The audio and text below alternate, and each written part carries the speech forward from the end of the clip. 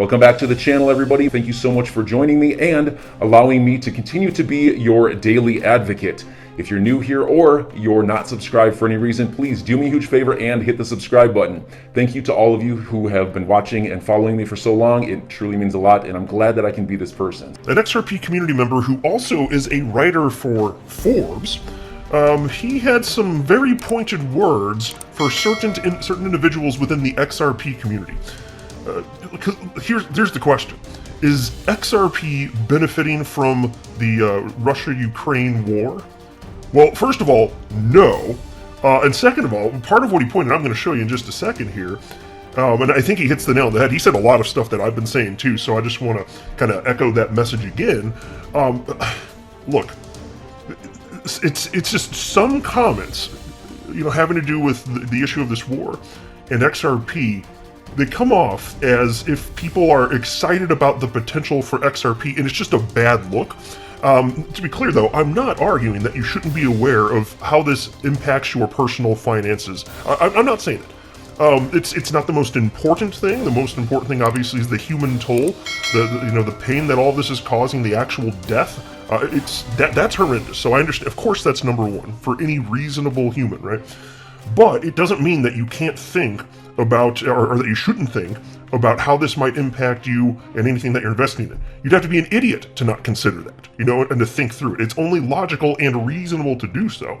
I'm just saying that there are some people that seemed a little bit too gleeful about their misunderstanding of how this would impact or not impact XRP. That's really all I'm saying. And also, BitBoy Crypto, he put out a video this evening where he was talking about the implications of SWIFT, which has largely cut Russia out of the network. Not 100%, but he was saying he posed a question yesterday, which I'll share with you my thoughts on it too, because I actually retweeted and shared some stuff. But he was asking, what are the implications of XRP as far as this is going down? And so I made a video yesterday where I was talking about that. I think it was yesterday, where I was talking about some general stuff to do with that, but I've got some add-ons for that, and I want to share with you what BitBoy Crypto had to say, because he put out a video this evening, and actually, I thought he did a fine job. I mean, somewhat frequently I find when he's talking about XRP, I just... nothing personal against him, of course. He's fine in my book. I just happen to find that I frequently disagree with some of his analysis in terms of what's happening with Ripple and XRP and the lawsuit and stuff like that. But that's okay, nothing personal, just gentleman's disagreement stuff there. But on this particular point, I think he pretty well nailed it. I watched this 15-minute video and I was like, well, I don't really have anything notable to critique on it, but I do have some thoughts to add. So anyway, plenty to discuss, but I want to clear at the outset, I don't have a financial background of any kind. I am not offering financial advice, and you definitely should not buy or sell anything because of anything that I say or write. I'm just an enthusiast who enjoys making YouTube videos about crypto-related topics, but just as a hobby and just for fun. Now, on this idea of XRP benefiting from what's happening with Russia and Ukraine, again, like I said at the outset, it's not benefiting, and you can even look at the price. XRP's just been moving in tandem with the rest of the market. And so some people weren't just talking about the price right now, this second. They're thinking about the broader implications in terms of adoption. And this is where people start to go off the rails here, and I think they just have a misunderstanding of what's going on. And so here's a very short thread from Thomas Silkjair. This is the XRP community member who also is a writer for Forbes. And he said a lot of stuff that I've been saying lately, and so I thought I'd highlight this because he did a very good job, and I share his perspective on this completely. And so here's what he wrote. Personal comment. In the light of recent news of SWIFT cutting out Russia, there's been several comments of the situation benefiting XRP. These comments, besides being revolting and tasteless by many lengths, is largely based on ignorance and lack of understanding. Let me just pause one tiny critique on this.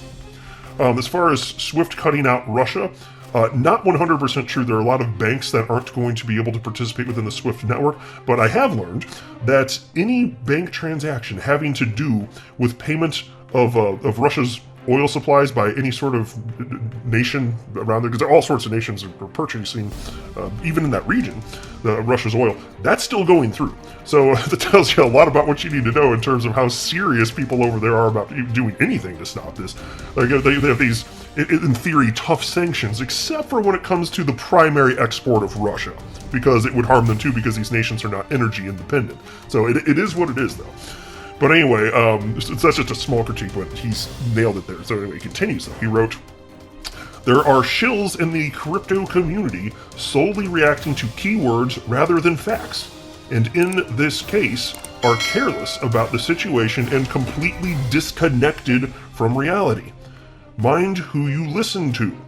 While no one can ban anyone from using decentralized blockchains directly, any solutions built on top to move fiat cross borders is not. Fiat has to turn into crypto in the sending end and back to fiat in the receiving end. These on and off ramps, the exchanges, are heavily regulated, and many have been proactive in monitoring UA/RU based traffic since the invasion started. Don't think for a second that blockchains are an easy alternative for Swift for moving fiat." Yeah, and so that's in line with what I've been sharing.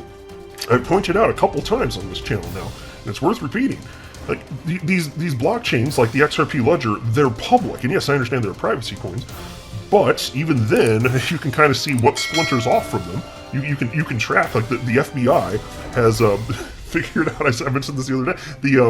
That huge story where $3.6 billion worth of Bitcoin was, I believe it was all recovered. They found the private keys from these hackers from several years back. Well, they were trying to launder it utilizing privacy coins, and it didn't work.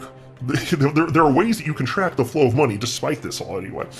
And so I just pointed out, especially with public blockchains like Bitcoin and XRP Ledger, you can impose sanctions on people that are using that, or not using that. And as far as Swift getting cut off, look, and I've got a tweet on this I'll share with you, but if two nations want to conduct business in any manner, including moving value around, they can do it. So anyway, what Thomas Silkjay here though said, I think he's just hitting the nail on the head completely. And again, it's not to say that you can't talk about what the implications are for your personal finances as a result of what happened. No, you should always be aware of how politics the world over might impact your personal finance. It's not like bad stuff happens and you're not allowed to worry about your financial well-being. Of course you are. Of course you are. I'm just saying there's some people that have said some things, and it's just if it's appearing gleeful, you might want to check yourself. You know what I'm saying? And so I retweeted that and I wrote, "This is correct. I've been saying the same thing." And then somebody named Stock Thought Generator wrote to me and said, "It just seems a little bit unrealistic that Ripple, a proud US-based company, would be aiding a country that's currently being sanctioned by the US." So of course he's referencing Russia there. And yes, I agree, that actually would be quite strange. But look, in terms of, and I've mentioned this, I may have said it in this thread too, I can't remember now because I mapped out this video earlier, but it's up to the financial institutions out there to abide by the law, including KYC, AML, all that stuff, including sanctions. It's up to the individual financial institutions in their respective nations to make sure that they comply. And so Ripple, like whether you're using Swift or RippleNet, that doesn't change. It functionally doesn't matter from that perspective. And so, no, this isn't going to be something, I don't even know if there are specific corridors, there aren't any on-demand liquidity corridors touching Russia. If there are corridors just from a messaging perspective with RippleNet, that may be the case. I don't know. There are a bunch more corridors with just the messaging. I don't have them all committed to memory, though. And then somebody named Brian responded to that and wrote, "My point being, nobody can stop Russia from using XRP." And I responded with the following. I wrote, "A nation using XRP to avoid sanctions will still face repercussions from other nations, as the XRP blockchain is public and transactions are viewable by all." So, not that Brian's wrong, I was just pointing out something additionally when he wrote, yeah, nobody can stop him from using it. True. But since you can, again, track those flows, what do you think nations are going to do if that actually happened? Not that there's an indication that they would utilize XRP specifically, but still, just an interesting thought exercise. And so then Stock Thought Generator jumped back and he said, "The hope is that they don't use XRP or any other digital asset for that matter. Crypto being utilized by Russia to avoid sanctions won't help with worldwide adoption and is a negative for crypto as a whole." Then Brian wrote, "Precisely, I'm 100% with you there." And then I added the following. I wrote, "If two nations want to exchange value with one another, then it will happen with or without crypto. I agree that the uneducated may view this as crypto being bad, but that is a perspective that is wholly incorrect." And so consider this. If there are two are banks within nations that want to set up relationships with one another. If those two nations are happy to conduct business in such a fashion, then they can do it. They can create their own network and just do that and just have those relationships. So you can't stop them there either. Now, when you're cutting out SWIFT, yes, I understand. So you're talking about a major portion of the correspondent banking system, right?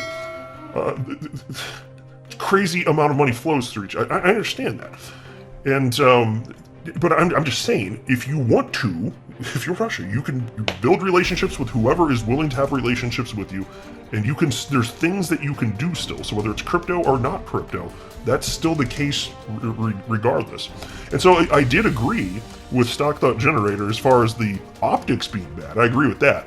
I was just pointing out, in addition to that, and I do agree with it. I was just saying that.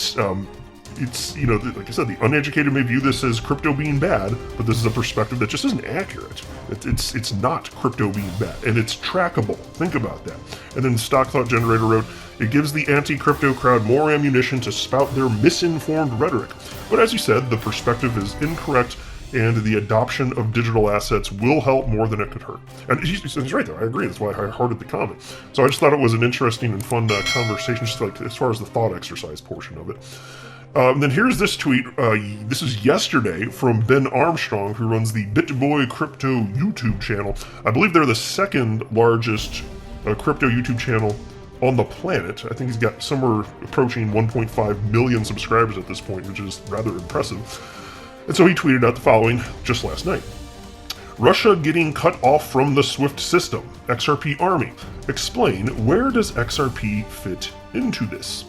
And really, frankly, it doesn't.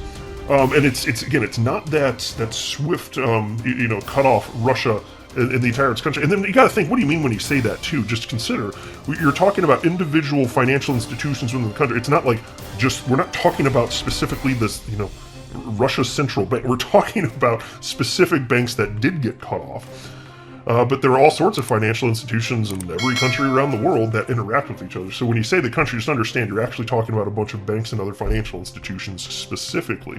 And so where does XRP fit into this? Well, there are no corridors, on-demand liquidity corridors, touching them, and then there's no indication at this point, and it's probably going to stay like this, would be my guess, there's no indication that they'd use XRP even outside of anything having to do with Ripple. They can. There's nothing to stop them. It's XRP Ledger. It's a permissionless blockchain. I just don't think that's going to happen. And so I retweeted that from BitBoy Crypto, Ben Armstrong, and I wrote the following. Financial institutions have the same legal requirements regarding KYC, AML, sanctions, etc., regardless of which networks are used to facilitate payment/settlement. So again, whether it's RippleNet or SWIFT, etc. Same legal requirements. Then I wrote, geopolitics regarding Russia don't impact decentralized cryptos like XRP any more than Bitcoin. So, folks, it just doesn't matter. That's just my humble opinion, and that's where it stands. So enjoy your day, everybody. I'm always here for you. Leave any comments or questions below, and be sure to subscribe. But thanks, everybody. I really appreciate you. Enjoy your day, and I always have your back. So thanks so much, everybody.